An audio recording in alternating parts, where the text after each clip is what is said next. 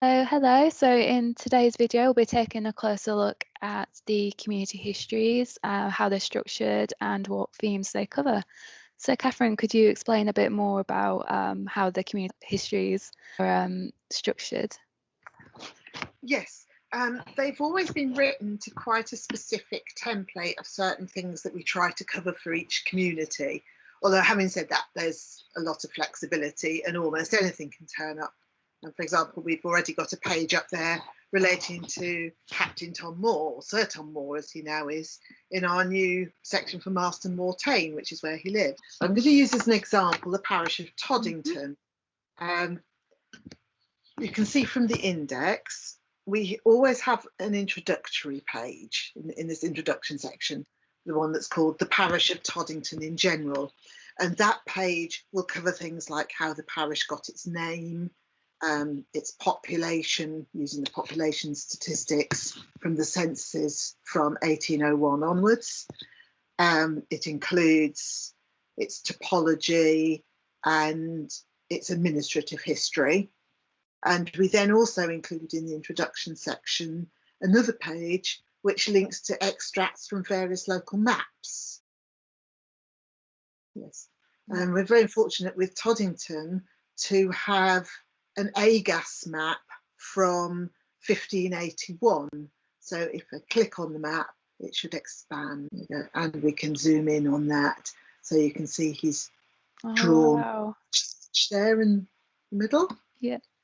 And it will also include links to things like the earlier Ordnance Survey maps and any other maps that we think are of particular interest for the parish. The introductory section also covers the earlier history of the parish. So here you can see we've got prehistoric Toddington, Roman British Toddington, Anglo-Saxon, Toddington at the time of Domesday Book, and then we also include histories of the various local manors and sort of anything else that we think sort of relates more to the history of the parish. So for instance, here we've got a section on Toddington Market and Fairs. Sometimes we'll have a section on particularly interesting people from the parish that we sort of include as part of this introduction. Then we move on to main themes, which are the church, both the established church and non-conformists, education, interesting buildings, and licensed premises. Okay, so you mentioned there that one of the themes are divided into church and non-conformity. For those that are perhaps unfamiliar towards those terms, what does that mean? The church is what we call the established church, actually means the Church of England. And for most of the communities we cover, their historic boundaries will be the boundaries of the Church of England parish. And until at least the 19th century, the parish had very important secular roles within the community, not just religious. For example, it appointed overseers of the poor to give relief to paupers. There would have been a parish constable to maintain law and order and so on. The parish archives are held by us as we're the official place of deposit for the Archdeaconry of Bedford. And they're an incredibly valuable resource for both local and family history research. So the church has an importance to the community that's bigger than just its religious role. Also, the church buildings are usually the most important in a village. Almost all the medieval churches will be classified as Grade 1, which is the highest level of historic listing. So we usually do at least 2 pages on the history of the church building itself. We also include a list of the rectors or the vicars, which has extra information in there about who owned the church and religious practice in the parish. And then we also include in that section things like rectories or vicarages. And you can see here we've got chantries, which were sort of charitable foundations within the church. Then non-conformist churches, we cover anything that isn't the Church of England. So Methodists, Baptists, United Reformed, Quakers and Roman Catholic, although they're technically not considered non-conformist. Anything that's not the Church of England we include in our non-conformity section. And where possible, we include a list of any records that we hold, which can be used to research each community. So, for example, if we look at the Wesleyan Methodist page here, you can see if we scroll down at the bottom, there's a list of some of the records that are held by Bedfordshire Archives. You can see, for example, that we've got a centenary souvenir handbook, which would probably give a nice little potted history of the church, for example. So there's resources there that you can go and do further research. So if we go back to the main page, yeah. So I noticed the education section and what might be included in that. Under education, we always include any information we can find about early education in the community, often drawing on resources that have been published by the Beds Historical Record Society. And we also include a list of useful sources in the archive. You can see here sources for education. These are all things that can be researched in the archives.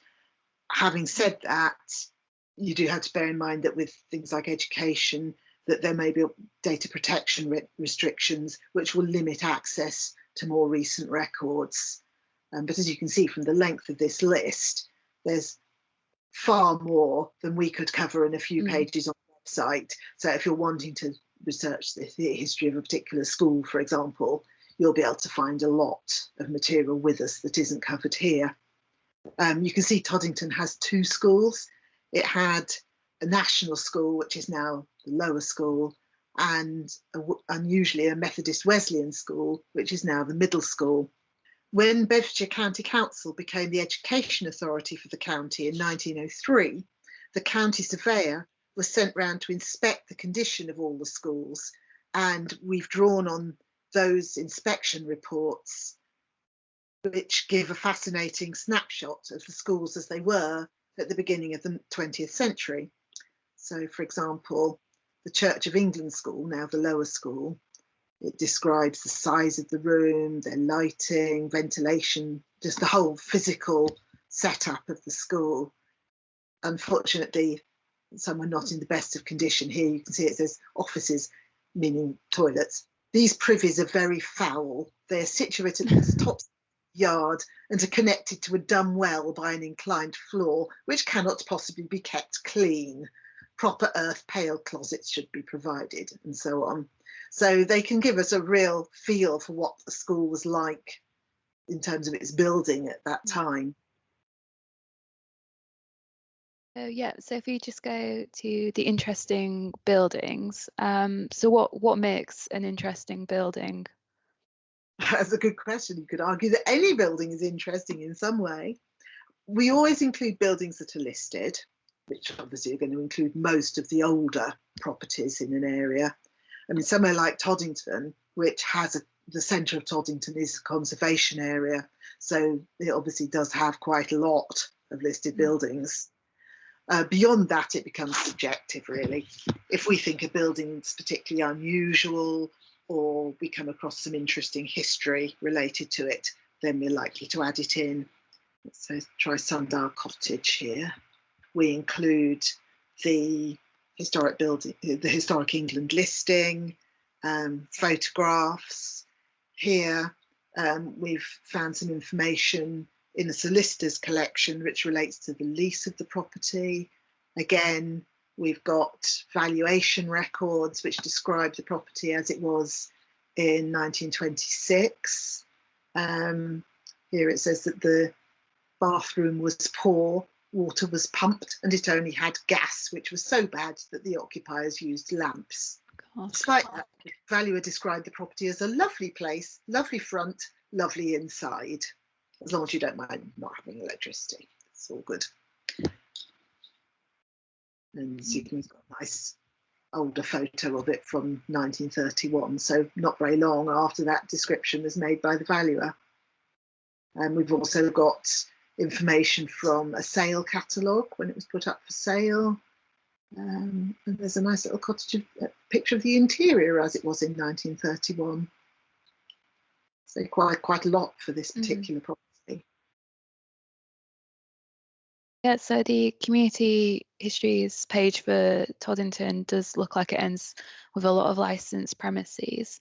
What can we find out from those pages? Well, we're lucky in that the archives has a lot of research, a lot of resources for researching licensed premises. We have all the licensing records, so we're usually able to provide a full list of the licensees for each public house or beer house. Quite often we find that people researching their family history find a page about the pub that has been run by a member of their family, and then they can provide us with additional details, which is lovely because it's wonderful to get feedback and helps us to build upon what we've already started. We have collections for Whitbreads, Charles Wells and Green King, and all of those have lots of information about licensed premises in Bedfordshire. Many public houses, for example, were originally inns, and they can date back to the 16th or 17th centuries, or possibly even earlier. We have one in Toddington, so for example, the Angel Public House here is shown on the 1581 Agas map. By 1801, it belonged to the Morris Brewery at Ampthill and was eventually taken over by Whitbreads, which means that we have a full selection of records for it. Again, you can see we've been able to find quite a bit about the property. We also have a long list of references to documents relating to the Angel, and as you can see, we have a list of the known licensees. We often also find that public houses get mentioned in legal cases. So, for example, here, in the nefarious goings on at the Angel, a notorious local bad character, Jem Waller, was accused at the 1844 quarter sessions of picking another customer's pocket while he was at the Angel Inn. Brilliant. So yeah, I hope this video has shown the sheer amount of information that you can find on some of these community history pages. Next video we'll be looking at how members of the public can contribute to the community history pages.